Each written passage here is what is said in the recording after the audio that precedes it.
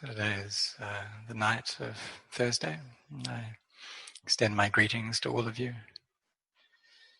It's coming up close to Visakha Puja now, and the day that comes around once a year. And it's an important event for the hearts of all Buddhists. Because if we didn't have this important day,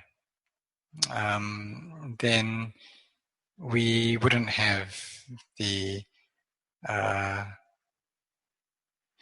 opportunity to be freed from suffering, and that the Buddha developed his paramis to help all beings, to show them the path out of suffering.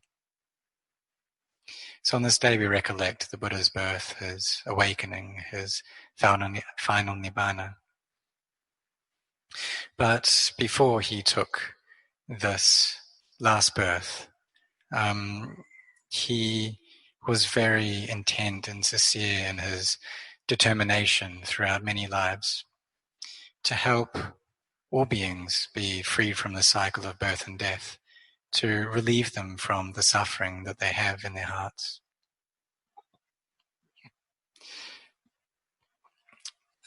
And that suffering that's caused by clinging and attachment that leads us on to birth and death many times. It's like he walked on a path that went very, very long. This path that extends from one end of the universe to the other. And the path was extremely hot, as it was laid with hot coals. But the Bodhisattva was willing to walk barefoot over this path. And each step that he took was excruciatingly painful and very hot. But he was willing to do that, to take each step and to walk along this path to its end, to walk along these coals in order to relieve the suffering of beings. But he had to develop his parami in this way. So this is an example of his, or a simile that we can give for his compassion. So he went through all this effort and had to endure a lot in order to bring his inner spiritual qualities to perfection. So such as the quality of khanti, or patient endurance, or this perfection of morality. And some lives he had to give up his own body, his own life for the benefit of others. And so like that life that he was willing to jump off a cliff in order to feed the tiger who had just given birth, because she was very hungry and was just about to eat her children. And he could see that this would be of great detriment to this mother, that her goodness would all be finished with if she had done that. So he was willing to sacrifice his life to help her. And so the Buddha could see that all beings, whether people or animals, they all have hearts and they all wish to be free from suffering, and they all have the potential to realize the Buddha nature, this inner Buddha. And even though some beings have a lot of greed, hatred, and delusion, but if they're able to get to a point where they can know that, where they can be up to speed, their mindfulness up to speed with these defilements, then it's possible for their inner Buddha to arise at that time, for them to destroy their defilements.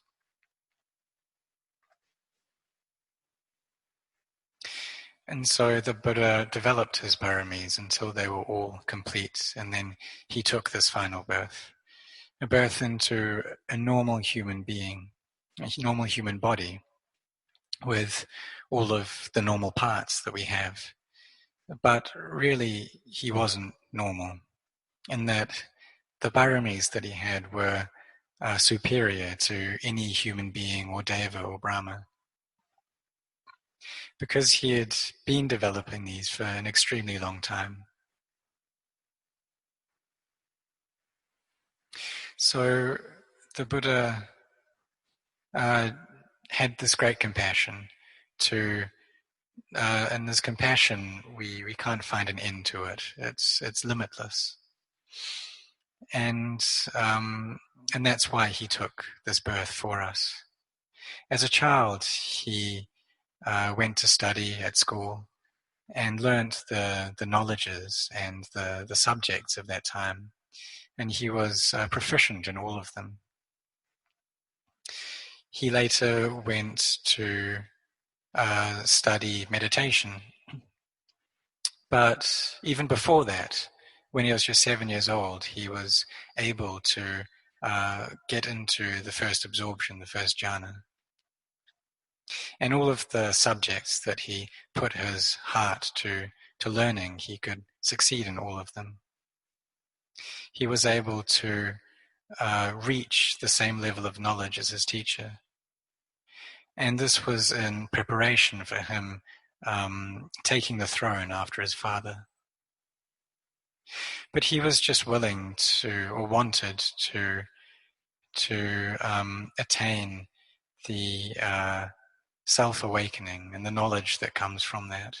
And that's why he developed his paramis. So he studied, after he left the palace, he went to study with Alara Kalama, his first teacher, and then Udika Ramaputta, his second teacher. And they taught him the jhanas up to 8th jhana. But really he'd been able to attain these for many lives before, but it didn't lead him to enlightenment. What did lead him to awakening was developing anapanasati, the mindfulness of the in and out breath, getting into 1st jhana and then 2nd, 3rd and 4th jhana. When he came out, he could recollect his previous lives and see that they went back without any beginning. He knew this life and he knew his lives before this as well. He could see them all clearly, back 100 lives, 1,000 lives, 100,000 lives, millions of lives. It went on without any end. The next knowledge that he gained was seeing the birth of beings in accordance with the karma that they created. So he could see that people in this world are born in different states. And some beings are born as humans, some as animals, some receive or have very easy lives, and some have very stressful, arduous lives. You could see that this is because of the karma that people had made that led them on to these births. So if they're born as a human and someone is in a very poor and destitute state, or maybe other people are born into a family that is well off, but this is all because of the actions that they've committed in the past. And so if people commit skillful actions and those fruit, then the fruits will be one of happiness. But if it's unskillful actions, then that will bear suffering as a result. So you could see this all clearly for sure. But that still didn't lead to his enlightenment. It was only when he contemplated into dukkha, stress, suffering, its cause, its cessation, and the path leading to that, that he was able to realize enlightenment. Could see that it's initially avijja that causes the problem, ignorance, which gives rise to conditions, and then to physicality, mentality, and then contact, and then craving, clinging, and then becoming, birth, which results in stress and suffering and all the different types of painful things that we have to feel as a result of that. And so each day we're born in this way. We kind of take a mental birth, an inner birth, many, many times. Because there's a feeling of me and mine that arises in our hearts very often, whenever there's liking or disliking, and whenever there's any impression that our mind senses, and then there's attachment to that, and a feeling of self that arises around that. And so each day we take birth multiple times. So there's this birth and death constantly going on in our minds. So the Buddha taught us this path of sila, samadhi, panya, of morality, of concentration, or the collectedness of mind, and of wisdom. And that's something that we should develop a lot in order to be able to abandon the cause of suffering, the clinging, the craving, and lead us on to nirodha, the cessation of suffering. So this clinging is what causes us this problem of suffering. So we should then know this well, know this process well, and come to practice the path, to try to develop ourselves in sila, samadhi, panya. So we could call sila the collectedness and the restraint of our bodies and minds. But there's a further restraint that's higher than that, and that's the restraint around the senses, the indriya samvara sila. So whenever we see something, a form contacts the eye, or whenever we hear something, we smell something, we taste, we touch, or whenever there's a Dhamma aramana, like a feeling or a thought arising in the heart, then we try to have restraint around that. And what that means is that we have a mindfulness there, not allowing the heart to get involved in liking or disliking with regards to those things. If we practice in this way, then the fruits that we gain from the practice will come quickly. If we really try to keep restraint around the senses, whenever we're standing, sitting, walking, lying down, we have our mindfulness there, looking into our hearts, knowing what's going on. Whenever any feelings come up, or say someone praises us, or say someone disparages us, or we feel happiness in our hearts, or we feel some kind of suffering, we have our mindfulness there, looking at that, knowing it. So all these different things, whether it's praise or blame, gain, loss, fame, disrepute, happiness and suffering, these are the 8 worldly dhammas. And these are the things that, having been born into this world, we have to meet with them. We have to experience these 8 worldly dhammas. So we should contemplate into them and know them for what they are. So whenever we experience anything in our hearts, whenever a form comes in, or whenever there's a sound or a taste or a touch or a thought, then we have our mindfulness there, up to speed, knowing it. And so these thoughts that come up, are they me? Are they mine? And sometimes we think good thoughts, sometimes we think bad thoughts. And that's just normal. But we should have mindfulness there, knowing them.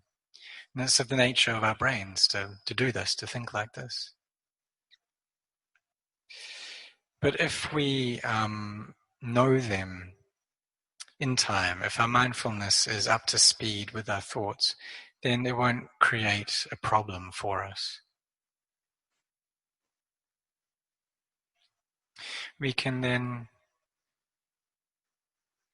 ask ourselves, well, Are these things really me? Are they really mine? Contemplate in this way. And try to not allow any attachment to arise. Because normally whenever we see something, whenever we contact something, there's a sense of self that arises around that we'll attach to that. And when we attach to that, then that's a cause for us to experience stress and suffering. So we keep our attention here, our mindfulness here, contemplating into all of these things, into all feelings, and seeing that they're not self. We see that when we see this, then we'll experience a form of emptiness, and our minds won't be caught into liking or disliking. If we can do this with skill, then we'll experience that emptiness, and we'll experience the sunyata as emptiness, or another way we could phrase that is anatta, not self. So we see that physicality is not self. We try to always to keep our mindfulness there. And when that's good, when our mindfulness is well established, when our hearts are firm and stable, then we take that state of samadhi and use it to contemplate into the body. Because this body is something that we have clung to for a very long time and something that we cherish dearly. We cherish our bodies, and so that causes us to fear death. And we attach to everything inside them, all of the cells, all of the organs, every part of this body, we attach to that. And it's all a cause of tanha, of craving for us. And we don't even know when it is that we began to attach to this thing. As far back as we can remember as children, we already had clung to them. Had already seen these bodies as being me, as belonging to me. And so this is what we can call sakayaditi, the taking of physicality, mentality, of rupa and nama, as being a true self. But at the beginning, it's not possible for us to just destroy all sense of self and attain arahantship. So what we need to do is begin to gradually bring our views around in line with reality. To start to change our views of seeing things as self and start to bring them around to see it as not self. So we can try touching our hand and feeling the bones there in our hands. We have our thumbs, we have our fingers, a little finger, and we feel all the bones there. And then we can ask ourselves, well, this bone that's here in this finger and the bone in another person's finger, are they really different? I mean, they're just calcium all the same. And animals have bones as well, and that's just calcium.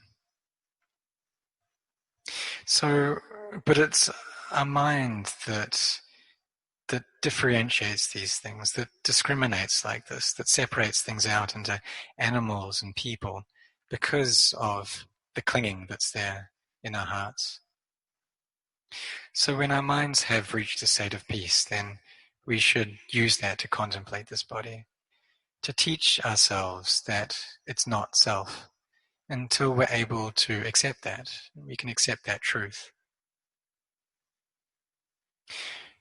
If a thought arises, then we need to instruct ourselves that thought, it's not me, it's not mine. And eventually, if the mind is peaceful, we'll be able to accept that. And in accepting that, the heart will become empty. We'll know that this body is not self, it's anatta. We'll experience emptiness and temporarily abandon and let go of the body. And this is a temporary nibbana. So the heart that is not caught in liking or disliking, the heart that is poised at the center, that is Nibbana. So we should have effort there to realize these things with clarity. So the restraint of our senses, indriya samvara sila, it's important because that's what takes us to not getting caught in liking or disliking. So one way of doing that is knowing enough around food, knowing how much food is enough. Because if we eat a lot, then that'll bring us problems and difficulties within our body. And so for monks, we recollect that we just eat enough to be able to stay on to the next day, to be able to have the energy to practice and to fulfill our duties around the monastery. And also for the lay people, to have a sense of enoughness around food as well. To not eat so much that the body becomes very heavy. And then that'll aid meditation practice. So we put an effort in this practice, and that doesn't mean that we have to do walking meditation all throughout the day. What it means is that we try to have mindfulness constantly and try to bring our hearts to stillness. We can try bringing up the meditation mantra, Buddho, Dhammo, Sangho, and if there's a lot of thoughts going on, then we do that quickly. Recite those chants very quickly, or that mantra very quickly. And this is a way of fighting with our thoughts. It's a way of changing the information that's being put into our minds, away from thoughts and towards this mantra. When we've gained peace of mind, then we look into the body, contemplate the body. And this is the way of knowing and realizing the Dhamma for sure. It's the fastest path for us to take. And it's what Ajahn taught himself.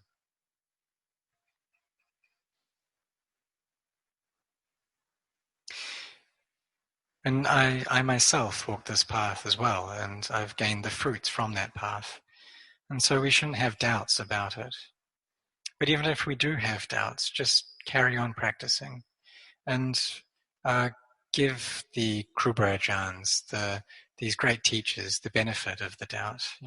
Put your belief in them first and carry on with the practice. And then one day you'll see there are fruits for yourself. You'll witness the Dharma for yourself in your own heart. And this will cause our faith to be very stable, our faith in the teachings of the Buddha and the Buddhasasana. So it's getting close to Visakha Puja now, where we recollect the enlightenment of the Buddha and that he, after that, went out to teach in order to help all beings. And even though he passed into final Nibbana a long time ago, if we perceive the Dharma with clarity, then we'll see the Buddha, because the Buddha exists within the Dhamma. So we should all try to do this, to see the Buddha, to meet with the Buddha, to come to get to know the Buddha. Some people go to India in order to be close to the Buddha. They go to the places where he was born, where he attained awakening, where he first taught, and where he passed away into final Nibbana. And they gain great joy from that, and there's strong faith that arises. Faith that the Buddha really did exist. But oftentimes when they come back, then their effort drops. In India, they had all this faith and they're able to put effort into the practice, but then they come back to Thailand and that effort goes. But really, whether in India or Thailand or wherever, we should keep up that faith and put effort into the practice and carry on with the practice until we see the Dhamma for ourselves in our own hearts. Our faith will be strong and unwavering then, because we'll have seen the Buddha. So everyone be firm in your intent in the practice. And I wish that you all meet with success and that you'll have strong health and that you'll develop well.